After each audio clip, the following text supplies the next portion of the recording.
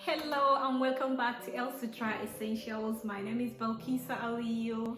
Please be kind to join the family by subscribing. Explore the channel and see if there is anything that you like, that you want to stick around and be part of the community, and subscribe. Thank you so much for joining me on this video. So today, from the title of this video, as you have seen, I wanted to talk about the cultural shocks I have experienced since coming to abroad. It has been 11 years since I left home. I have been staying in the United States from 2010 until 2018, and I migrated to Canada 2018 to until now. Yeah, so I will be sharing my experiences from staying in the United States and also staying in Canada, which is almost similar. When it comes to a lot of things, they are similar, but Canada and the United States. So let's get into this video right now.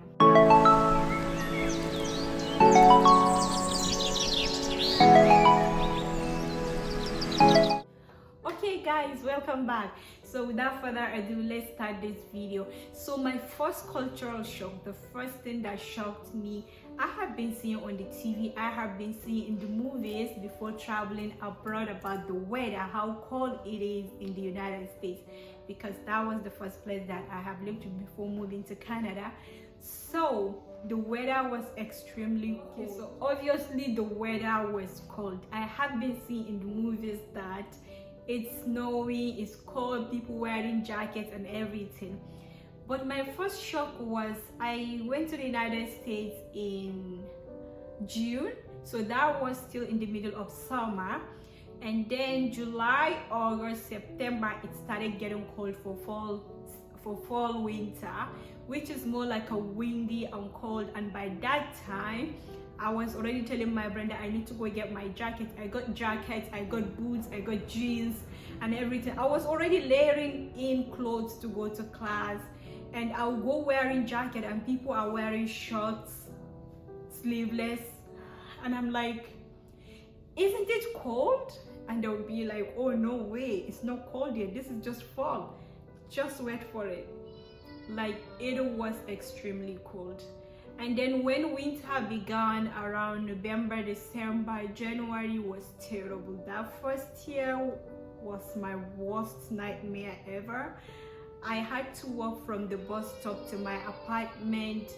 I was wearing gloves, but by the moment I got home, my fingers were already frozen.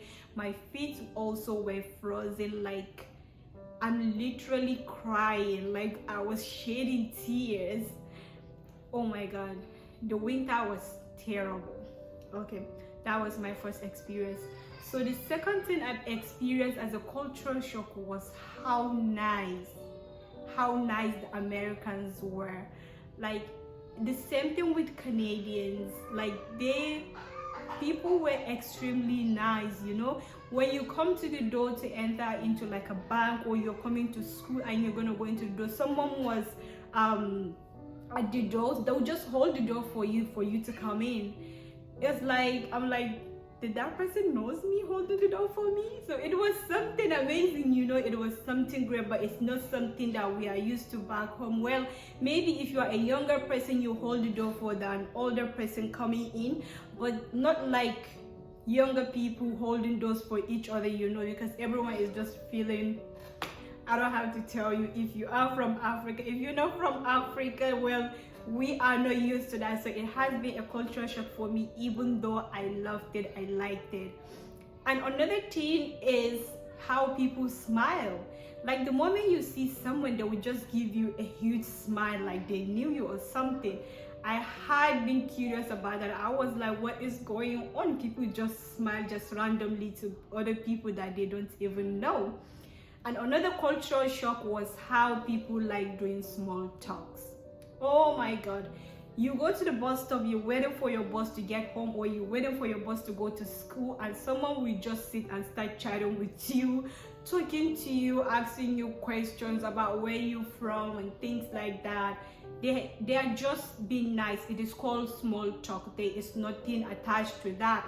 it's just a conversation. Someone may just come and talk about the weather. Someone will just start by talking about how beautiful you look. Someone may just randomly ask you question about where you're from, stuff like that. And you are free to also ask them questions if you are curious about anything, and they won't even take it offended or anything. So that is another cultural shock. So another cultural shock that I have experienced going abroad or going to the United States was both pronunciation and spellings of things. Oh my God.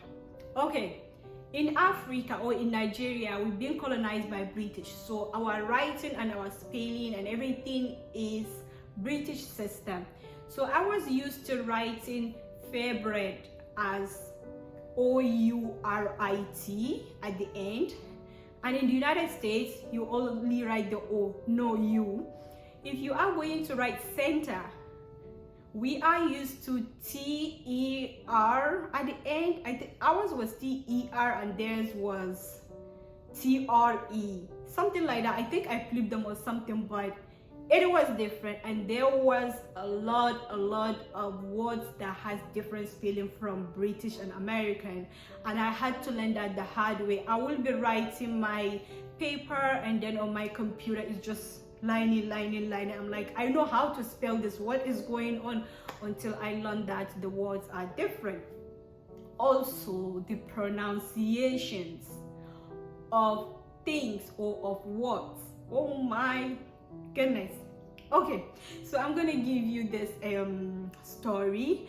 I was meeting with a couple of friends for a brunch in a cafeteria, and we were just talking their American. She was asking me about what I did back home and stuff like. I told her that I took entrepreneurship class.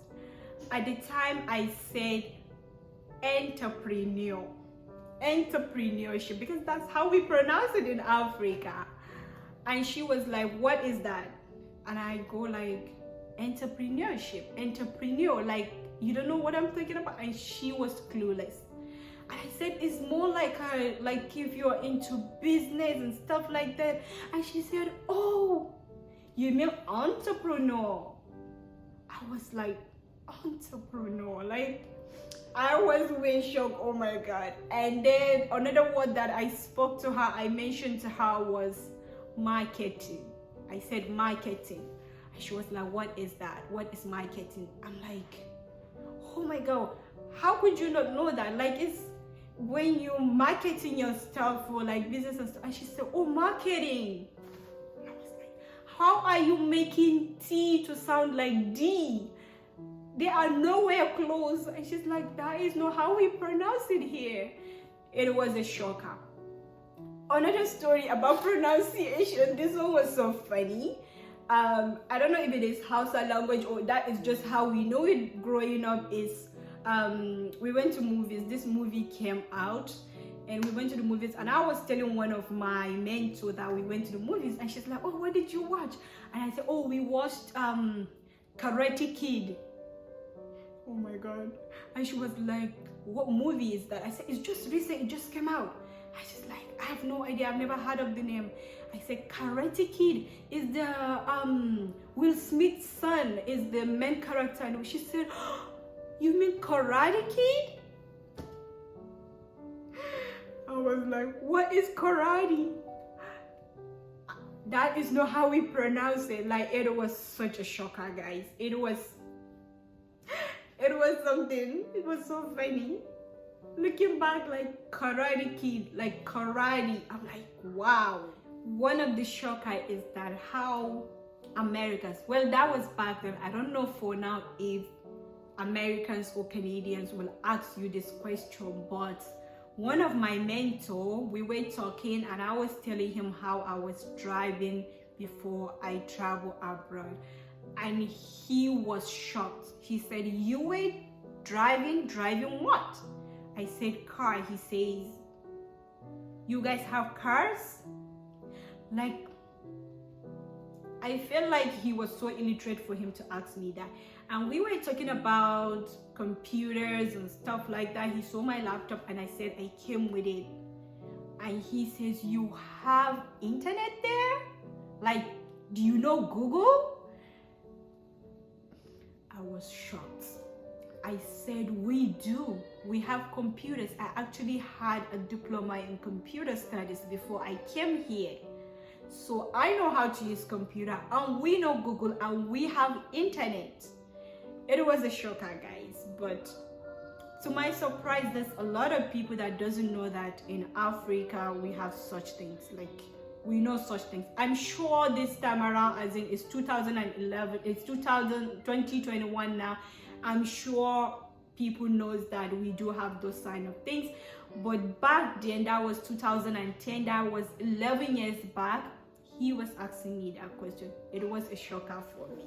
Okay guys, so another cultural shock that I experienced in the States when I was a student was going to school. I will just be so dressed up. I am someone that loves dressing up, and I will dress up so nicely. Sometimes I wear my traditional clothes and go to class, and people will randomly give me compliment. That is one thing about Americans, I would say. They will give me compliment, but they will still ask me a question like, "What's the occasion?" I'm like, "What do you mean, what's the occasion?" He's like, "You so dressed up. Is there anything special? Is there anything special going on? Or is there a reason why you so dressed up?" And I'm like, "We usually just dress up back home. Like, you just dress up when you feel like dressing up. It doesn't have to be any special reason to dress up." But to them, Americans, they will wear PJs, literally PJs and slippers, and go to class. Like, they will just wake up from sleep. I think they will just brush their mouths and just grab a coffee and come to class with their PJs on. Maybe they will just wear a jacket or something on top, but literally PJs, guys, or just t-shirts and normal pants or tracksuits, and just come to class. And we were used to so dressing up going to class, so that is another shocker for me. Another cultural shock that I have experienced in the States was, I actually thought all Asians are from China. So I have my classmates, and each time we spoke, and I would just be like, "Oh, so in China you do this and that," and the girl would just be like, "I'm from Korea." I'm like, "Oh, I'm sorry." And there was another instance as well. I said that to one of my classmates too, and she was like, "I'm Japanese, I'm not Chinese." I just thought they were all Chinese. That is how crazy I was. Well, I know there were different countries in Asia, but I just thought they're all Chinese, to be honest. And that is, I didn't mean to be rude to anybody, but that was the truth. I didn't know. Like, I just kept calling them Chinese. And one of my friends said, "I came back from vacation." I'm like, "Oh, so you went to China?" And she's like, "No, I'm from Korea." Another shocker was switching from LBs, pounds, miles, from kg that I was used to. We were used to kilometers, not miles in Africa, and America were used to miles. And when I came to Canada, they are doing kilometers. Imagine that. I had to switch again. And also pounds, LBs, which were used to kgs. So it's another shocker. Another cultural shock that I've experienced going abroad was how much they love their pets. Oh my God. They will take their pets in their car, like their dog in their car, and drive with it around. One of my teacher, when I was in my first year, that is, they call it sophomore year, freshman year, I was in class, and my professor, that was the first day of class, and she was talking about herself, introducing herself to the class, and she started talking about how her baby, how he sleeps, that her husband was so sometimes like angry how her baby is gonna come and sleep in the bed, and then how he gets so fuzzy, how he likes to eat this and that. I was so focused listening to her baby story until one of my classmates asked her. He says, "Oh, so what kind of dog is he?" She said, "Oh, he's was it bulldog or something?" She mentioned the species. And I looked around to the class to see if anybody is as shocked as I was. I actually thought she was talking about her son, her kid. She was calling her dog her baby. I thought she was talking about her son, not knowing she was talking about her dog, her pet. I was shocked. I said, "Oh my goodness, what is this?" Okay guys, so another culture shock that I have experienced coming abroad, in both countries actually, not only in the US or in Canada, both countries, is that when your friends invite you to dinner, everybody is expected to pay for his dinner. You shouldn't wait or feel like, "Oh, my friend invited me for dinner that he's paying, or lunch or brunch." Girl, you are paying for that dinner yourself. You are just meeting there to chat, but you are paying for your dinner. That is a shocker, because back home, when someone invites you to dinner, when they took you to a restaurant, they are paying because they invited you. In the US or in Canada, no, you are paying for that dinner, unless if they invited you to their home and they specifically told you that they are cooking. That food is free, but not this one.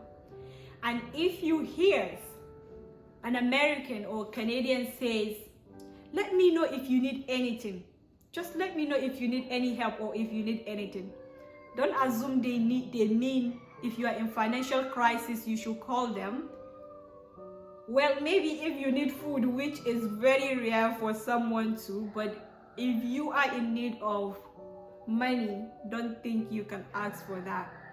They don't give free money. They don't. An American would rather go buy you grocery, give you grocery to eat than to give you money. That is because how realistic it is for everyone to make his end money, end income. They might help you if they like you to maybe pay for your school or anything, but not cash, raw money. Okay, another shocker, another cultural shock that I have experienced going to the US was Americans can be too focused. Both Americans and Canadians, they can be so focused. They are good listeners. Like if you are talking to them, they'll look at you right in the ball of your eyes. And it doesn't mean because they are being disrespectful, it's because they are respecting you to show you that they are focused, they are sincerely listening to you. So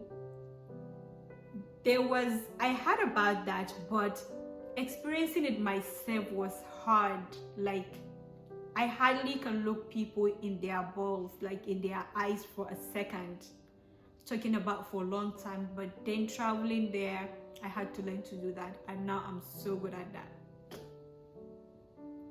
I know, because when I went back home, it's like people feel kind of like I was being rude, or maybe I was trying to figure their faults or something like that, that I keep staring and looking. But it's not like that. It's just because I'm used to their system that they look at you so much to show you that they are giving you so much attention.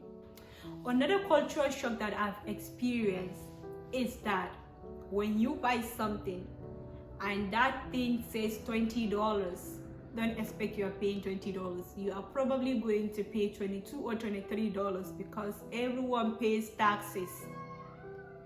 You pay taxes on the things you buy, clothing, everything that you buy, you pay taxes. So that is always extra money on top of the actual price. And that is for both countries. And Canada is the worst. You pay taxes everywhere. Another cultural shock that I have experienced in both countries is that people call people with their first name. When I say people, I mean your professors. Your professor, you call him by his first name. Like they will honestly tell you, because when I was there, I would be like, "Yes, sir," "No, sir." They would be like, "Okay, well, it's okay in class." But if you come out like you want to ask the teacher a question and you start doing sir, he would be like, "Call me Paul." or call me Maria, or call me Martha, or call me Cynthia. I'm like, we don't call our professors by their first name. It's rude and cannot be tolerated in Africa. It was such a shock at that one too. Another cultural shock about name calling is you don't call someone that is not your mom or dad. No, your biological parents are your only mom and dad. It's like, even if you are a daughter-in-law, the mom or the dad will have to approve that you can call me mom or you can call me dad. Otherwise, you have to call them by their first name. Like, how weird is that? Back home, it's like even my mother's sisters, I call them moms. But even my mom's friends, I call them mom. That is how it is in Africa, and it is not in America or in Canada. It is actually disrespectful for you to even call them mom if you are not their daughter, because they feel like maybe you are assuming they are old or something like that. That is just their culture. It is such a shocker, I know. Another cultural shock is pedestrians. Pedestrians are the kings. If you are crossing the road, especially if you have the light to cross, or you just come out of a grocery store and you are crossing, especially on the zebra line or something, you can walk as slowly as a snail and nobody can walk over you with the car. They will have to wait for you to pass. I remember experiencing it for the first time. We came out of the grocery store and I was such in a hurry, like to just go because there's a lot of cars. And my uncle, where I stayed a little bit before I got my place, was like, take it easy, because nobody is going to cross this road until you are done. I'm like, how is that possible? He said, because you are the pedestrian. So they have to respect you. You have to pass, and they will not even be able to press the horn on you that you are slow. You're gonna take your time and walk just the way you want it. The experience is, I knew before going there that I had been told that to be careful not to eat anything that has pork on it. Well, looking for halal was not even an option because I was in Kansas City and there are mostly white people there. So, but I have trying to avoid or trying to stay away from eating pork. Oh my goodness. You will go to a restaurant and you start asking. They have different names for pork, actually, for the pork meat. It's like you either ask for if it contains pork or bacon or pepperoni. Like, they have different names for pork meat. So when I start asking and they're just giving me too much issues, I'll just be like, I don't eat pig, no pork meat, I cannot. So if there is anything, don't give it to me. That is another shocker. Another cultural shock that I have experienced, guys, is public display affection. Guys, you will just be walking, even in the premises of our school, a girlfriend and a boyfriend can just be hugging each other and kissing each other, like right in the public. Movie theater, everywhere, mall, even in the mall, like you're just walking and people are just, and it was so uncomfortable when I was experiencing it, like my first year, especially when I'm together with people or people that are older or something like that. I just feel so embarrassed, you know. I wasn't the one doing it, but I feel so embarrassed. A drive-through banking was also another culture shock that I've experienced, as you can just drive with your car and still do your banking needs just over the window or from the mic of the bank. It was something new and amazing for me to see. Also, self-service gas station, like you can go to the gas station, pump gas yourself, pay there and leave. Another one was, how do you call toilet as a restroom? How is it a restroom? It was so funny. Okay guys, so these are all the cultural shocks that I have experienced living abroad. I'm sure I have forgotten some of them because it has been long years, but I knew I wrote this ones that I wanted to talk about here on this video. And thank you so much for joining this video, and I wish or I hope that you have found something that is really funny, something that you have experienced before yourself, or something that you have seen on TV but you were not sure like how it works with Americans or Canadians. So these are my experiences. These are culture shocks that I have experienced living Africa, coming abroad. And I hope you enjoyed this video, and I hope it was good and informative enough for you to understand what it means for a foreigner to come abroad and experience all these kind of things. So thank you so much, and I will see you in my next video.